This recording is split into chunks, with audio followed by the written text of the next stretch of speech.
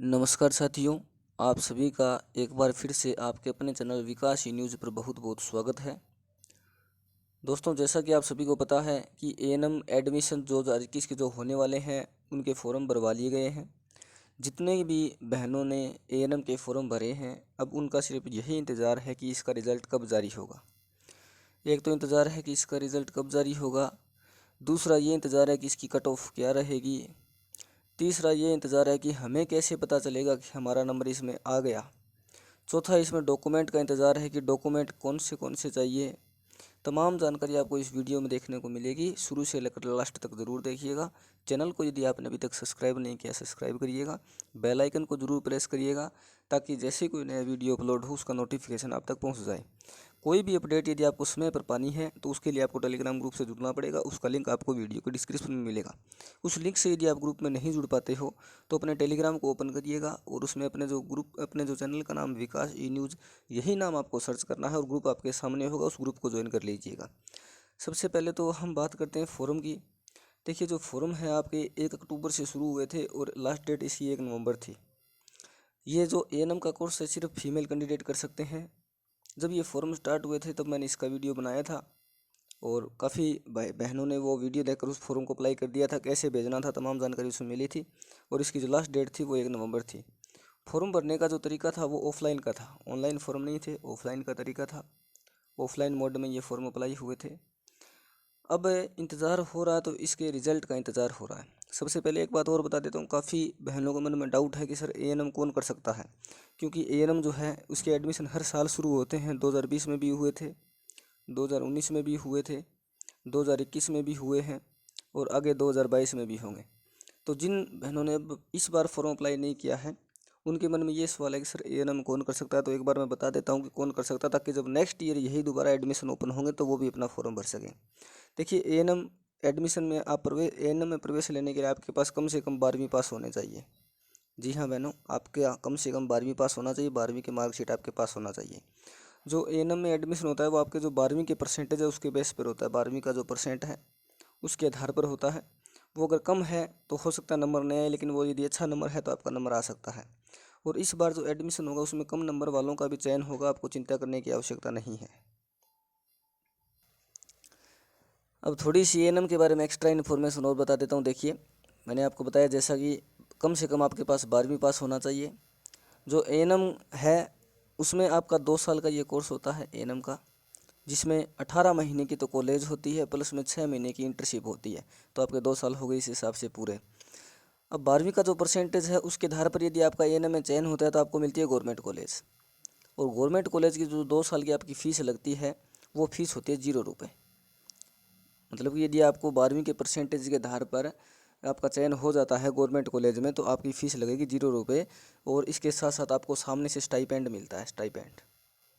Stipend का मतलब है कि कुछ ना कुछ इनकम एएनएम जब आप कर रहे होते हैं उस समय आपको होती रहती है, वहाँ से कुछ ना कुछ पैसे आपको मिलते रहते हैं। अब सबसे बड़ा जो सवाल है वो ये है कि इसका रिज़ल्ट कब जारी होगा। तो किसी को चिंता करने की आवश्यकता नहीं है, किसी को घबराने की आवश्यकता नहीं। रिज़ल्ट आपका दिसंबर के लास्ट वीक से पहले पहले आ जाएगा। जो लास्ट वीक है दिसंबर का, जो कि लगभग आप 24 दिसंबर से लेकर 31 दिसंबर का है, इस दिनांक से पहले या इस दिनांक के बीच में आपका एएनएम का रिज़ल्ट आ जाएगा। ये जो रिज़ल्ट आएगा वो भी आने का तरीका राज्य स्वास्थ्य की एक तो वेबसाइट पर अपलोड होगा, दूसरा न्यूज़पेपर में प्रिंट होकर आएगा न्यूज़पेपर में। अब काफ़ी बहनों का ये भी सवाल है कि सर हमें तो राज्य स्वास्थ्य की वेबसाइट चलानी नहीं आती या फिर मोबाइल में वेबसाइट वगैरह चलाना नहीं आता, न्यूज़पेपर हमारे आता नहीं तो हमें कैसे पता चलेगा। तो दोस्तों, क्यों टेंशन लेते हो। विकास न्यूज़ किसके लिए है? विकास न्यूज़ आप सभी के लिए है। जो टेलीग्राम ग्रुप है वो किसके लिए, वो भी आपके लिए है। सूचना मैं आपको पहुंचाऊंगा कि क्या रिज़ल्ट रहा, किस ज़िले का रिज़ल्ट कितना रहा, काउंसलिंग कब होगी। चैनल बस आपको छोटा सा काम ये करना है, चैनल को आपको सब्सक्राइब करना है। अब जो दिसंबर के लास्ट वीक में आपका रिजल्ट आएगा तब विकास न्यूज़ आप तक सूचना पहुंचा देगा। आपको छोटा सा काम यही करना है कि चैनल को सब्सक्राइब करना है, बेल आइकन को प्रेस करना है और टेलीग्राम ग्रुप से जुड़ना है ताकि समय रहते आपको अपडेट मिल जाए। एक इसमें आपके पास कॉल लेटर भी आएगा। अगर वो कॉल लेटर समय पर नहीं आता है तो आप जब रिजल्ट जारी हो उस समय यदि कॉल लेटर आपके पास नहीं पहुंच पाता है तो भी आपको चिंता करने की आवश्यकता नहीं है, क्योंकि न्यूज़पेपर में जो कटिंग होगी उसमें जो जिस जिले का रिजल्ट होगा, मान लो कि उस जिले का रिजल्ट जो है 78% है और आपके पास वो कट ऑफ, आपके पास वो कॉल लेटर अगर नहीं आया है तो आपको वो न्यूज़पेपर की जो कटिंग है 78%, आपके है 82%। तो आपको कॉल लेटर का इंतज़ार नहीं करना, आप ये कटिंग साथ में लेकर अपनी काउंसलिंग करवा सकते हैं। जिस भी ज़िले से आपने फॉर्म अप्लाई किया है उस ज़िले में आपको जाना होगा, वहाँ पर अपने डॉक्यूमेंट जमा करवाने होंगे। और डॉक्यूमेंट में आपको जो मूल रूप से हैं, इसमें जो आपको मूल रूप से अपने पास डॉक्यूमेंट तैयार रखने हैं वो एक तो आपके पास 10वीं की मार्कशीट रेडी होनी चाहिए। इसके अलावा 12वीं की मार्कशीट जब रिजल्ट जारी होगा उस समय, अब यदि आपके पास नहीं है तो कोई बात नहीं, लेकिन जब रिजल्ट इसका जारी होगा, काउंसलिंग का जब समय होगा, जो डेट निर्धारित की हुई होगी उस डेट पर आपके पास 10वीं की होनी चाहिए, 12वीं की होनी चाहिए। इसके अलावा आपके पास आधार कार्ड भी होना चाहिए और इसके साथ साथ आपके पास अपना जाति प्रमाण पत्र होना चाहिए जो 1 साल से ज़्यादा पुराना न हो। यदि SC ST के कैंडिडेट हैं और उनका डिजिटल रूप से जाति प्रमाण पत्र यदि बना हुआ है तो उनको चिंता करने की आवश्यकता नहीं है, उनका जाति प्रमाण पत्र एक बार ही बनता है। बाकी जो कैंडिडेट हैं EWS यदि आपने बना रखा है तो फाइनेंशियल ईयर बनता है वो 1 अप्रैल से लेकर 31 मार्च तक, वो भी यदि 1 साल से पुराना है तो उसको रिन्यू करवा कर नया बनवाइएगा। OBC के कैंडिडेट भी अपना जाति प्रमाण पत्र 1 साल से पुराना नहीं होना चाहिए। इसके अलावा आपके पास मूल निवास होना चाहिए। मूल निवास की जो लिमिट है उसका कोई दिक्कत नहीं है, मूल निवास की अवधि जो है वो लगभग 15 साल की होती है, तो आपको वो भी अपने पास रेडी रखना है।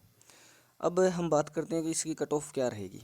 इसकी जो कट ऑफ रहेगी, यदि आप जनरल कैटेगरी से बिलोंग करते हैं और आपके नंबर जो है वो 12वीं क्लास में 80% नंबर है, तो आपको कहीं भी टेंशन लेने की आवश्यकता नहीं है, आप बेफिक्र रहिए। आपके पूरे 100% चांस हैं कि आपका ANM में सरकारी कॉलेज में हो जाएगा, चाहे आपने किसी भी ज़िले से अप्लाई किया हो, 2 फॉर्म 4 फॉर्म 5 फॉर्म। इसके अलावा यदि आपकी OBC कैटेगरी है तो आपकी यदि 78% तक है या 76% तक भी है तो भी आपको चिंता करने की आवश्यकता नहीं है। आपका जो चयन है वो पूरा चांस है चयन होने का, सरकारी कॉलेज मिलेगी, ANM बिल्कुल फ्री होगी। इसके अलावा यदि आप SC ST कैटेगरी से बिलोंग करते हैं तो आपकी जो कट ऑफ है 74% तक या 72% तक भी यदि आपके नंबर है 12वीं क्लास में, तो आप टेंशन फ्री रहिए। आपका जो है गवर्नमेंट कॉलेज में चयन हो सकता है। आपको सरकारी कॉलेज में चयन होने पर जो ANM होगी वो बिल्कुल फ्री होगी। काउंसलिंग की जो प्रोसेस होगी उसमें जो डॉक्यूमेंट होते हैं वो मैंने बता दिए। इसके अलावा जो आशा सहयोगिनी, सबसे जो कट ऑफ कम रहती है वो आशा सहयोगिनी और जो विकलांग कैटेगरी है उनमें सबसे कम रहती है। बाकी जो कैंडिडेट है जिन्होंने आशा सहयोगिनी हो गई, विकलांग कैटेगरी से हो गए, उनके यदि 45% भी है, 51% भी है या फिर 50% भी है, तो कहने का मतलब ये है कि जितने कैंडिडेटों ने ये फॉर्म अप्लाई किया है विकलांग कैटेगरी से, आशा सहयोगिनी कैटेगरी से, तो जितने फॉर्म आपके द्वारा भरे गए हैं वो सारे के सारे एक्सेप्ट हो जाएंगे। उन सभी का चयन होने की पूरी संभावना है, 100% चयन होने की पूरी संभावना है। आप बेफिक्र रहिए, आपको जो है गवर्नमेंट कॉलेज मिलेगा।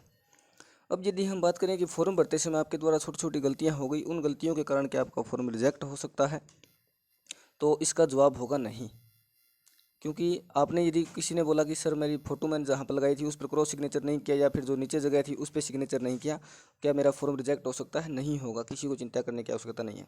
किसी ने बोला कि मैंने DO भी गलत लिख दिया, क्या फॉर्म रिजेक्ट होगा? नहीं होगा, क्योंकि DO भी जो गलत आपने लिखी है उसके साथ साथ आपने 10वीं की मार्कशीट भी तो लगाई है। मैंने जो डॉक्यूमेंट बताए थे आपको, वीडियो जब बनाया था पहले जब फॉर्म स्टार्ट हुए थे उस समय यदि आपने ध्यान से देखा होगा डॉक्यूमेंट साथ में लगाए हैं। 10वीं की मार्कशीट यदि साथ में लगाई है, DO भी गलत है आपकी, तो इसमें टेंशन लेने वाली बात नहीं, क्योंकि इसमें डॉक्यूमेंट वेरिफिकेशन आपका एक बार फिर से होगा। फॉर्म जो आपने डिपार्टमेंट में भेजा है उसके अलावा भी आपका एक बार फिर से डॉक्यूमेंट वेरिफिकेशन होगा, तो आपको चिंता करने की आवश्यकता नहीं है। किसी की यदि छोटी मोटी गलती है, किसी का एड्रेस में मिस्टेक हो गई है, तो एड्रेस में ऐसा तो है नहीं कि आप रहते जयपुर में हो आपने भीलवाड़ा का एड्रेस लिख दिया, ऐसा तो हुआ नहीं होगा।